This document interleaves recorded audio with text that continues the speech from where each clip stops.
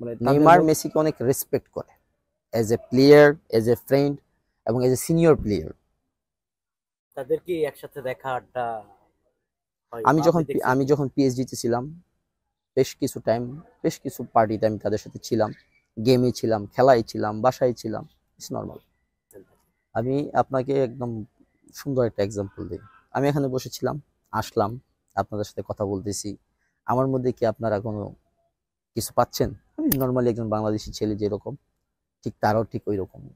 তাদের মধ্যে আসলে ডিফারেন্ট কিছু দেখি নাই, হয়তো বা দুনিয়ার অনেকে মনে করতে পারে। আমি যখনই কাজ করি, হ্যাঁ, তাদের সিকিউরিটি ইস্যুর জন্য তারা একটু অলওয়েজ একটু সেন্সিটিভ বা রিজার্ভে থাকে, বাট নর্মালি মন মানসিকতা আমাদের মতোই ভেরি সিম্পল মন মানসিকতা।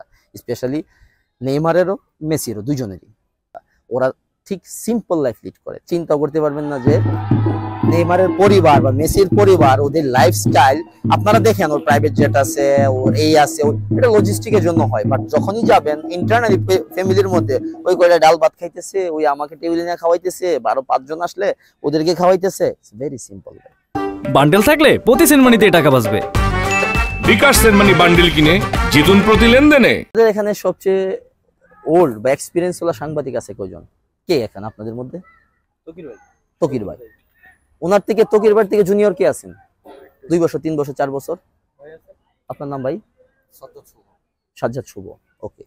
তকির ভাই মেসি, সাজ্জাদ শুভ নেইমার। এই যে প্রফেশনাল, এই যে আপনি আসছেন, কাজ করতেছেন, আপনাদের মধ্যে বন্ডিংটা কিরকম? সম্মানের অনেক, আপনি অনেক সম্মান করেন এই যে প্রফেশনাল সেক্টর থেকে। মেসিও প্লেয়ার, নেইমারও প্লেয়ার, দেশও পাশের দেশ।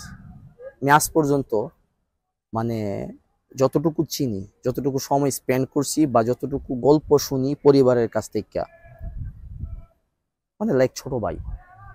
মেসি নেইমারকে ভাই হিসেবে যে হিসেবে বন্ধনটা দেয়, বা বন্ধু হিসেবে, খুব কাছের বন্ধু হিসেবে।